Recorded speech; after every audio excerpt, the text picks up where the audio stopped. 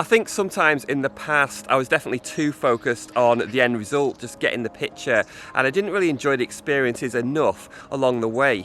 Now, there's nothing wrong with having a specific goal, but I don't think you should let it take over to the point that you actually stop enjoying the journey in order to get there. When we're out in nature, I don't think we should become so focused on the outcome that we become almost blinkered to what's around us. The natural world just provides so much for us, so much joy in terms of the sights, the sounds, and indeed the smells as well. So I think sometimes it's good just to try and take it in more, just to take in what's around you and just be more present in the moment. As a wildlife photographer, I've had many instances where my target subject just didn't work out, but something else came my way to give me a new experience. Now, I remember one particular morning when I was looking for dragonflies and I was having very little success with this, but I did come across a blue-tailed damselfly in a fantastic position for photography. Now, after I'd started taking pictures, I realised that it was doing something quite interesting and something I'd never really paid attention to before, and that was in the way that it was moving its tail, and it was kind of flicking its tail up and down, almost curving its tail. I think dragonflies can do this as well. This is just really, really interesting to photograph, a new behaviour that I'd certainly not photographed before, and a new experience. So I don't know why it was doing this. If you know, let me know in the comments box below. It's possible it's to do with the mood of the insect. It might even be something to do with temperature regulation.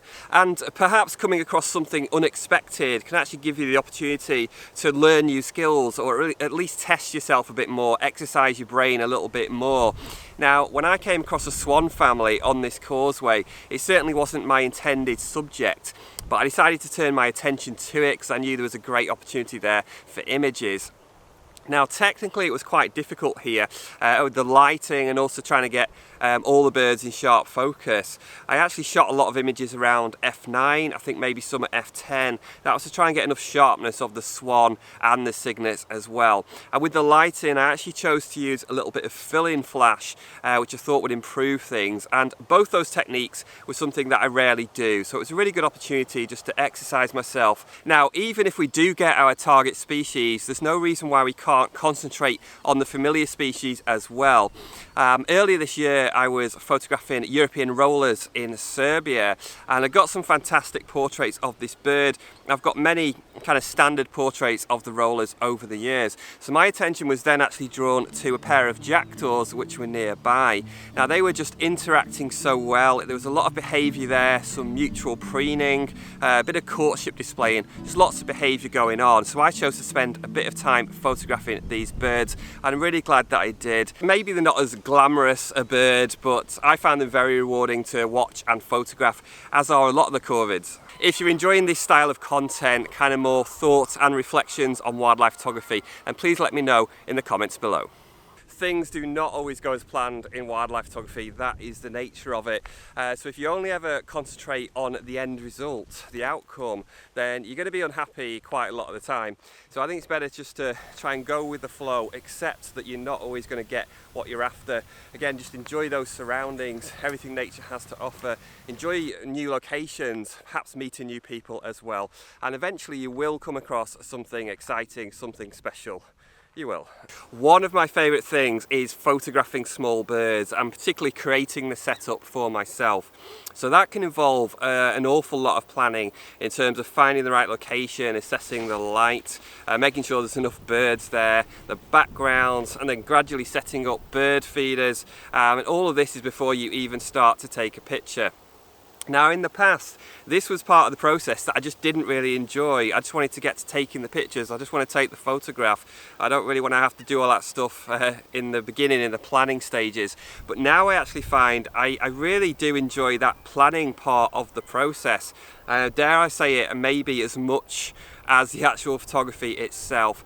So I think it's just an integral part of the process, and maybe it's actually the anticipation of kind of creating the scene, setting the scene, and knowing that hopefully you're going to get some good pictures. Back in March, I travelled to Scotland to do a joint workshop with Espen Helland, and it was a little bit cold. Just got in the low down hide. It's about -7, -8. So I just got in at the edge of the lock. Can't feel my hands.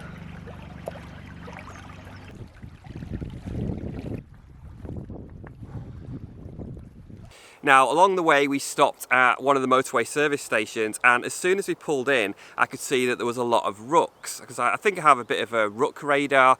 My partner doesn't have that, she remembers birthdays and things, but I could see lots of these birds. They were kind of roaming around the car park, just not bothered about by people at all. They were landing on the tables, walking around people's feet almost sometimes. So I thought this is a great opportunity for photography and for something different. So I spent about an hour there, made our journey a bit longer, but I tried to get as many different images as I could. I really love photographing wildlife in urban habitats, so I was trying to get different backgrounds and just connect that urban habitat to the rooks as much as I could. I got some really interesting pictures. If anything, it was just a really good exercise in composition, the way I had to compose some of the images, just to again show that connection, but also to try and make it more visually interesting.